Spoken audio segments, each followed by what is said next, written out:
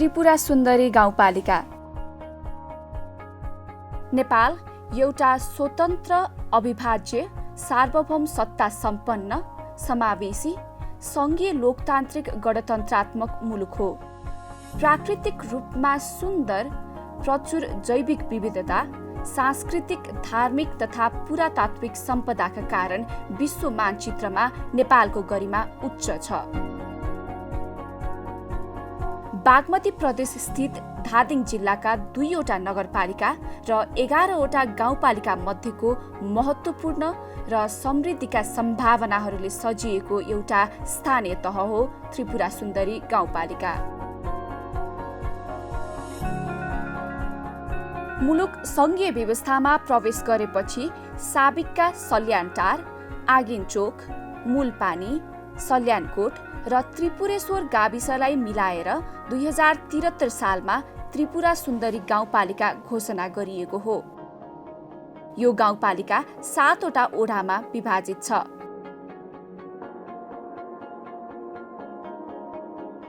यसै गाउँपालिकामा पर्ने चर्चित धार्मिक स्थल त्रिपुरा सुन्दरीको नामबाट गाउँपालिकाको नामाकरण गरिएको हो।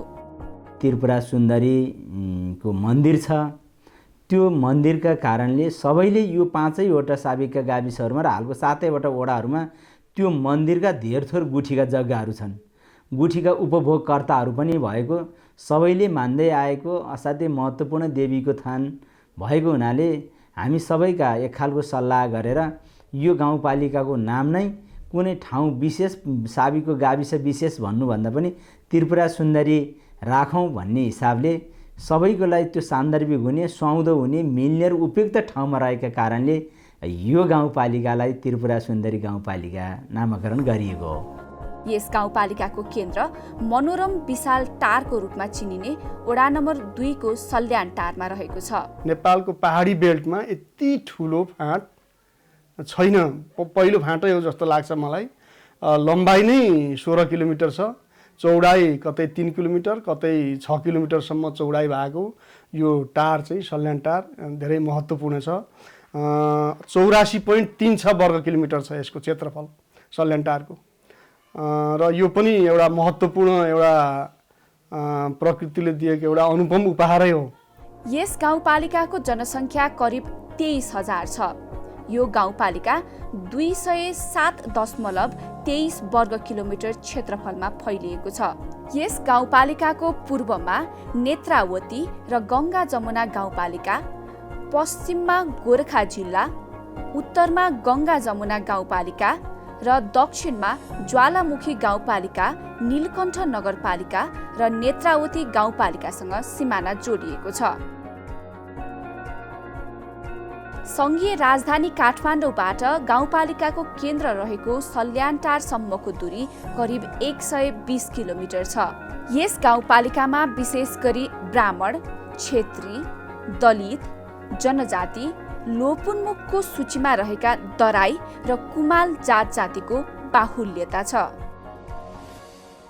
स्थानीय तहको निर्वाचन अघिसम्म अन्योलग्रस्त यो क्षेत्रको विकासको अवस्था जनप्रतिनिधिको आगमनसँगै नयाँ युगतिर प्रवेश गर्दै गरेको दृश्यले आज सम्पूर्ण त्रिपुरावासीहरूमा नयाँ आशाको सञ्चार गरिरहेको स्पष्टै देख्न सकिन्छ।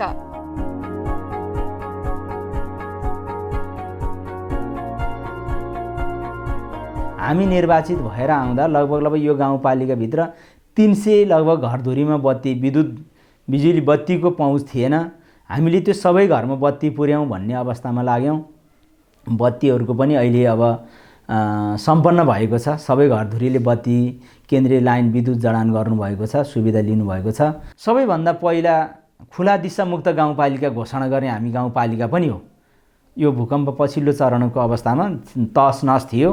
त्यो पछाडि अब हामीले बिस्तारै यसलाई सरसफाइतर्फ पनि उन्मुख गर्नुपर्छ भन्ने कुराहरूमा लागिरहेका छौँ। यो त्रिपुरा सुन्दरी गाउँपालिका मात्रै होइन, अब गङ्गा जमुना गाउँपालिकासम्मका मान्छेहरू, नागरिकहरू विद्युतको महसुल बुझाउनलाई धादिङबेसी जानुपर्छ। पैसा 50, 60, 100, 80 रुपियाँ लाग्ला, तर यहाँबाट 2000 खर्च गर्नुपर्ने स्थिति छ। यहाँबाट 300 भाडा लाग्छ जान आउन 300 600 भयो। यहाँबाट गादिन काम गरेर भ्याउनु हुन्न, बिचमा खाना खानु पऱ्यो, बेलुका बास बस्नु पऱ्यो। त्यो 1-150 रुपियाँ पैसा बुझाउँदाखेरि 2000 खर्च गर्नुपर्ने स्थिति भयो। यो जटिलतालाई मध्यनजर राखेर हामीले जिल्ला विद्युत प्राधिकरण लगायत अब हामीले केन्द्रसम्म पुगेर पनि अहिले एउटा पहल गरिरहेका छौँ। पर्यटन, कृषि, जलविद्युत, पशुपालन, फलफुल खेतीका लागि यो क्षेत्रको सम्भावना उच्च छ। यो गाउँपालिकाको प्रमुख पर्यटकीय आकर्षणको रूपमा त्रिपुरा सुन्दरीको मन्दिरलाई लिने गरिन्छ। मङ्सिर महिनाको अवसर पारेर भगवतीको स्वरूपलाई बाजागाजा सहित गाउँको मन्दिर भनेर चिनिने वडा नम्बर 6 आगिनचोकबाट वडा नम्बर 2 स्थित बेसी ल्याउने प्रचलन परापूर्व कालदेखि हालसम्म पनि जारी छ। यो विशेष अवसरमा यहाँ धार्मिक पर्यटकहरूको घुइँचो लाग्ने गरेको छ।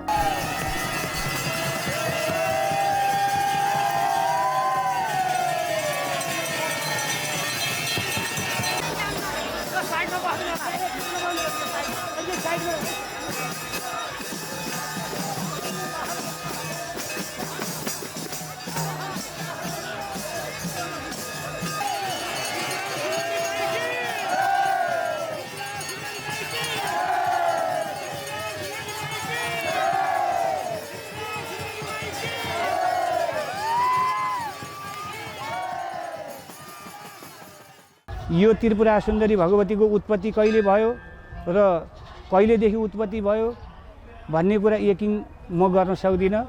अहिलेसम्म मैले फेला पारेको 1719 को लेख कुनै यस थुमथुममा बसेका राजा रजौटाहरूले कुनै एउटा यो पहिला त्रिपुरा सुन्दरी काला साधु राणा मगर यहाँका मेन पुजारी हुनुहुन्छ, उहाँलाई सपना भएर म यस्तो ठाउँमा अवस्थित छु, मेरो संरक्षण तिमीले गर्नु, तिम्रो कल्याण म गरौँला भनेर चाहिँ दिनुभएको सपना अनुसार उहाँले आएर चाहिँ फेला पारेर लिएर गएर एउटा थुममा राखेर पूजा गर्दै एउटै घरमा पुजारी तल बस्ने, माथि चाहिँ आफूले भगवतीलाई राखेर पूजा आराधना गर्ने प्रचलन गर्दै आउनुभएका रहेछ। र यो थुमथुमका राजा रजौटाहरूको पालामा कुन राजाको पालामा बन्यो त्यो पनि यकिन मैले पत्ता लगाउन सकिनँ। त्यहाँ लेखिएको त छ, 1719 को लेख छ। त्योभन्दा पहिला कहिले उत्पत्ति हुनुभयो यकिन छैन। र यी काला साधु राणा मगरले आफैले पूजा गर्दै आउनुभएको रहेछ। यसमा शाहवंशीहरूको कसरी सपना भयो, ध्यान कसरी केन्द्रित भयो र कसरी चाहिँ गयो भन्ने कुरा इतिहासमा लेखिएको छ। कतिपय किताबहरू पनि लेखिएका छन्। रामशाह यहाँ उत्पत्ति हुनुभएछ र रामशाहले सपना पाउनुभएछ, म तिमीलाई गोर्खाको राजा बनाइकन छोड्नेछु, तिमी मेरो तपस्या गर्न आऊ भनेर रामशाहलाई दिनुभएछ। र रामशाहले यहाँ आएर तपस्या गरेर 12 वर्षको उमेरमा तपस्या गर्दै गएर 14 वर्षको उमेरमा 2 वर्ष यहाँ तपस्या गरेर बसेर 14 वर्षको उमेरमा गोर्खा प्रवेश गरेर गोर्खामा गएर 15 वर्षको उमेरमा राजा हुन सफल हुनुभएछ। गाउँपालिकाको वडा नम्बर 6 मा रहेको फटिक खम्बा पनि पर्यटकहरूको लागि विशेष आकर्षणको केन्द्र हो। भक्त प्रहलादले तपस्या गरिरहेको बेलामा हिरण्यकशिपले मेरो भगवान यही छन् भनेर पत्थर देखाउँदा भगवान नृसिंहको उत्पत्ति भएर हिरण्यकशिप भस्म भएको किम्वदन्तीहरूमा भेटिन्छ। फटिक खम्बामा चाहिँ भक्त प्रहलादले चाहिँ तपस्या गरिरहेको बेलामा हिरण्यकशिपुले तेरो भगवान कहाँ छ भन्दाखेरि भक्त प्रहलादले मेरो भगवान यहीँ छ भनेर त्यो पत्थरलाई देखाउँदा त्यो पत्थरमा हिरण्यकशिपुले प्रहार गर्दाखेरि भगवान नृसिंहको उत्पत्ति भयो। र भगवान नृसिंहको उत्पत्ति भएपछि हिरण्यकशिपुको भस्म भयो भन्ने कथन छ। र त्यसैले त्यो फटिक खम्बा, त्यसलाई फटिक खम्बा भनिन्छ र त्यो पनि महत्त्वपूर्ण छ। वडा नम्बर 1 मा अवस्थित नृसिंह धाम पनि गाउँपालिकाको अवलोकन गर्न योग्य धार्मिक स्थल हो। यस धाममा भगवान विष्णुले चौथो अवतार लिएको जनविश्वास रहेको छ। यस धाममा सञ्चालित रूपानुगा गुरुकुल विद्यापीठमा संस्कृत विषय अध्यापन भइरहेको छ। आगो खोला र बुढी गण्डकीको किनार नृसिंह धाममा भगवान विष्णुले चौथो अवतार लिएको चौथो अवतार लिएकोले त्यो ठाउँको नाम नृसिंह अवतार रह्यो भनिन्छ र त्यो महत्त्वपूर्ण एउटा तीर्थस्थल पनि हो नृसिंह धाम। मनास्लु पदमार्ग र सुन्दर हिम श्रृङ्खलाहरूको सहजै अवलोकन गर्न सकिने भएकाले पनि यो क्षेत्रको पर्यटन विविधतामा आधारित छ भन्ने ठाउँहरू धेरै छन्। यस्तै वडा नम्बर 1 मा रहेको 5 धारेमा परापूर्व कालदेखि हालसम्म पनि अटल रूपमा पानी झरिरहेको दृश्य पनि निकै रोचक लाग्दो छ।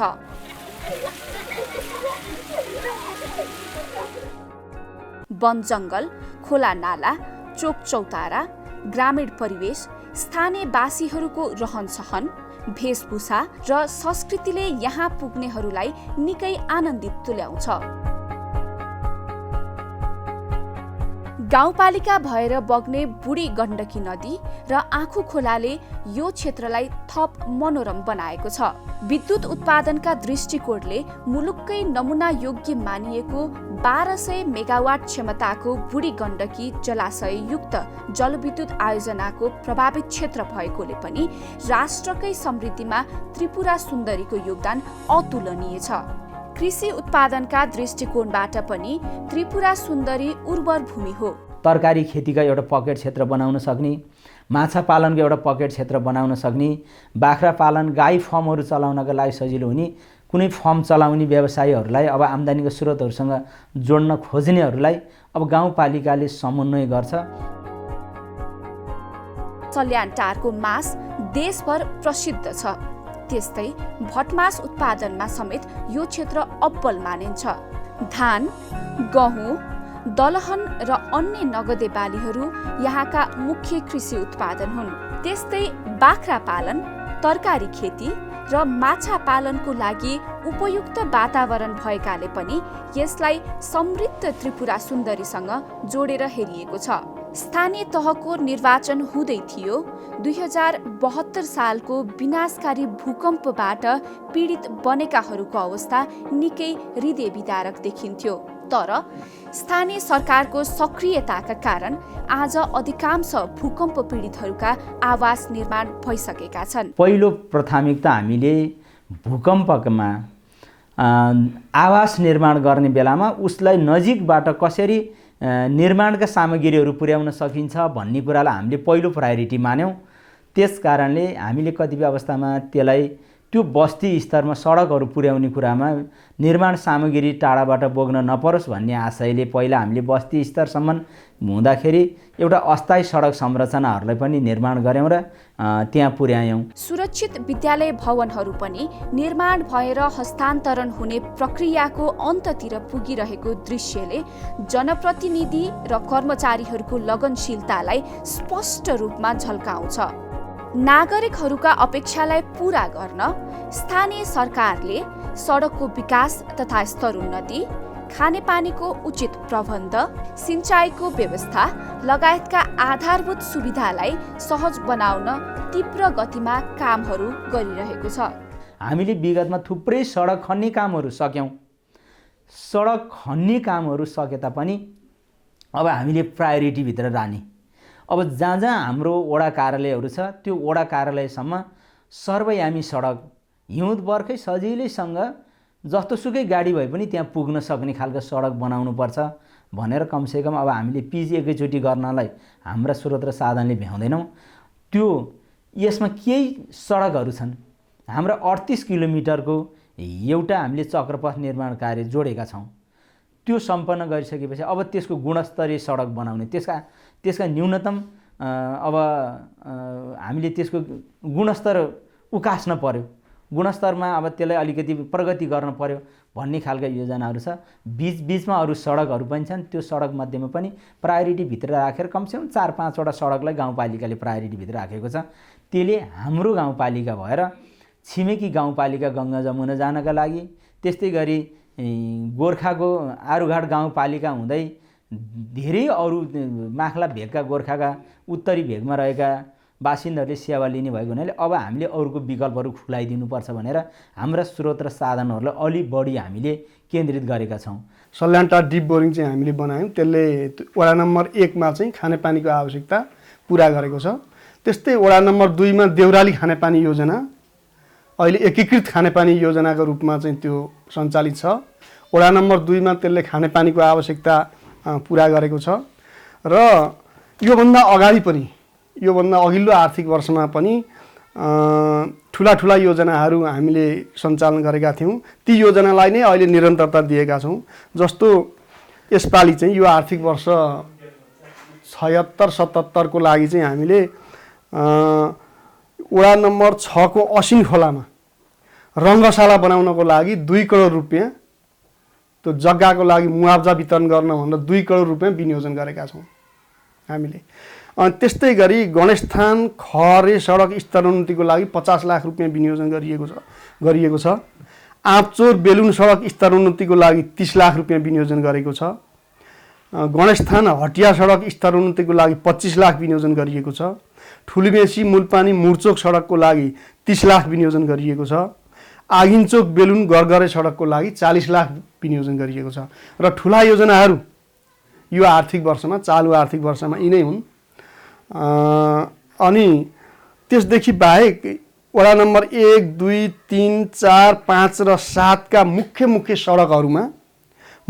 सडकहरूमा सौर्य सडक बत्ती जडान गर्ने भनेर 50 लाख रुपियाँ विनियोजन गरिएको छ। विगतमा खानेपानीको हाहाकार रहेका स्थानहरूमा अहिले एक घर एक धारा अभियान द्रुत गतिमा जारी छ। यही सल्यानटार हो। जति बेला हामी निर्वाचित भएर आउँदाखेरि कुनै पनि व्यक्तिगत घरमा एउटा धारा थिएन। अहिले हामी लगभग 700 घरधुरीमा हामीले एक घर एक धारा वितरण गरेका छौँ। ठुलीबेसीमा 32 घरधुरीले एक घर एक धारा जोडिसक्नु भएको छ। त्यस्तै गरी माखलो पोखरा र माखलो मुलाबारी तल्लो मुलाबारीमा केही घरहरूले लगभग 150 घरधुरीले सम्पन्न गरिसक्नु भएको छ। अरू घरहरू पनि त्यही अवस्थामा छ।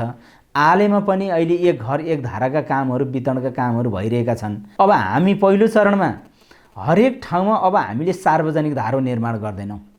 हामीले सबैलाई जति घरलाई पुग्छ एक घर एक धारै वितरण गर्ने हो।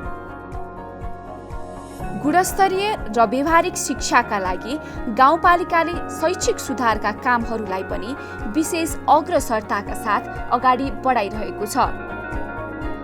स्वास्थ्य सेवामा नागरिकहरूको पहुँच वृद्धि गर्न गाउँपालिकाले एम्बुलेन्सको व्यवस्था, स्वास्थ्य चौकीमा औषधिको सहज उपलब्धता लगायतका सुधारका कामहरूलाई त्यत्तिकै प्राथमिकता दिएर अगाडि बढाइरहेको छ।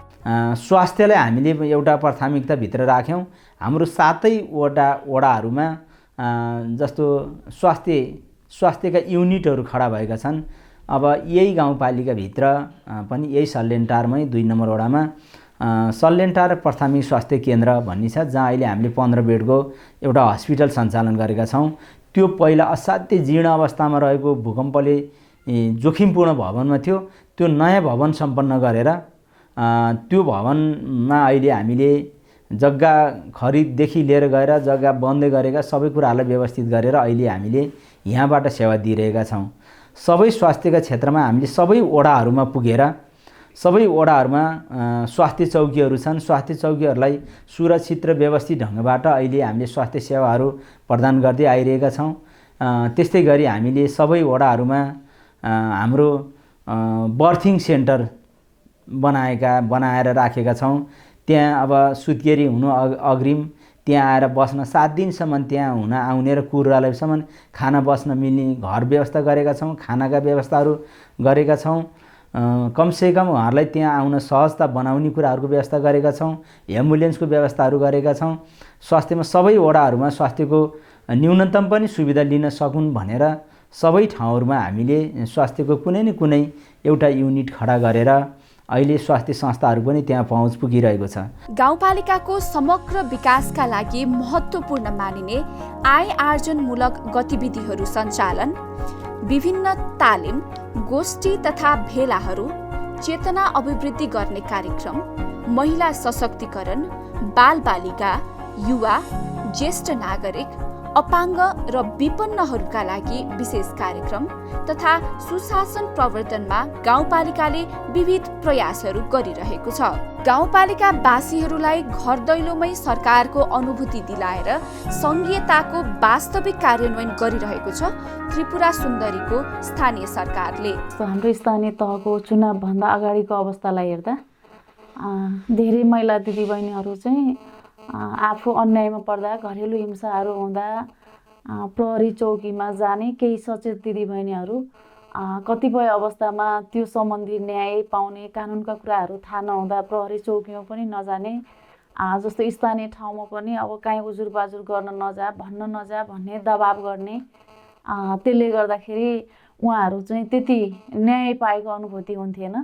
केही एनजिओ आइएनजिओ महिला हक अधिकार सम्बन्धी काम गर्नेहरूको चाहिँ त्यसमा अलिअलि उहाँहरूले काम गर्नुहुन्थ्यो। अरू खासै घरबाट निक्लेर बाहिर जान नचाहने, त्यसमा पनि त्यो विभिन्न पार्टीहरूको दबावले, जस्तो चाहिँ राजनीतिक पार्टीको दबावले पनि नजा नभन्, पार्टीको बेइज्जत हुन्छ, घर परिवारको बेइज्जत हुन्छ, त्यसमा चाहिँ हाम्रो इज्जत जान्छ, सहेर बस भन्ने कुराहरू गर्दा त्यति धेरै खुलेर आउनुहुन्थेन भने अहिले चाहिँ जस्तो यो समितिको संयोजक पनि महिला नै हुने प्राय गरेर, अनि उपाध्यक्षहरू महिला नै भएको कारणले गर्दा महिला नै हुने र धेरै कुराहरू खुलेर गर्न सक्ने, प्रचार प्रसार पनि बढी भएको र फेरि यो वार्डमा पनि मेलमिलापकर्ताहरूलाई ट्रेनिङहरू दिइसकेको अवस्थामा उहाँहरूले धेरै खुलेर कुरा गर्नुहुन्छ र उहाँहरूलाई परेका समस्याहरू असाध्यै राम्रोसँग चाहिँ आएर यहाँ बहसमा छलफलमा भाग लिनुहुन्छ। हामीलाई जुन संविधानले दिएको अधिकार चाहिँ हामीले उहाँहरूलाई छलफल गराएर हाम्रो अधिकार प्रयोग गरेर मेलमिलाप गराउने तोकेर दिएका अधिकारहरू छ, त्यसमा चाहिँ हामीले राम्रै उहाँहरूलाई चाहिँ सहयोग गरिरहेका छौँ। महिलाहरूलाई एउटा सचेतनामूलक कार्यक्रमहरू जस्तो अलि पिछडिएको जात जातिहरू बस्ने ठाउँमा, जस्तो हाम्रो गाउँपालिकाको हकमा धेरै दलित जनजातिहरू पनि हुनुहुन्छ। जनजातिमा पनि यो साबिक सल्यानटार गाविसमा लगभग 65% दराई कुमाल जातिहरूको बाहुल्यता रहेको छ। जस्तो हामीले लैङ्गिक उत्तरदायी बजेट भन्ने पनि छुट्याएका छौँ। त्यसमा चाहिँ जस्तो कोही महिला दिदीबहिनीहरू हिंसामा पर्नुभयो, उहाँहरूलाई तत्कालै कुनै आर्थिक सहयोग गर्ने अवस्था छैन, आर्थिक खाँचो पर्छ, घर परिवारको सपोर्ट भएन, कोही समाजको सपोर्ट भएन भने त्यति बेला हामीले तुरुन्त उहाँहरूलाई चाहिँ उद्धार गर्नुपर्छ भनेर लैङ्गिक उत्तरदायी बजेट पनि हामीले छुट्याएका छौँ। हामीले चाहिँ धेरै किसिमका कार्यक्रमहरू गर्छौँ। आमा समूहलाई जिम्मा दिन्छौँ, महिला सहकारीहरूलाई जिम्मा दिन्छौँ। तपाईँहरूको काम यो पैसा जम्मा गर्ने, बचत गर्ने, ऋण लगानी गर्ने मात्रै होइन, हरेक कुरामा सचेत गराउनुहोस्। समस्या आइपर्दा तपाईँहरू आफै एउटा न्यायाधीशको काम पनि, न्यायालयको काम पनि गर्नुहोस्। एउटा सहकारीहरूले धेरै महिलाहरू हुनुहुन्छ, तपाईँहरू त्यही भित्रका कुराहरू हुन्।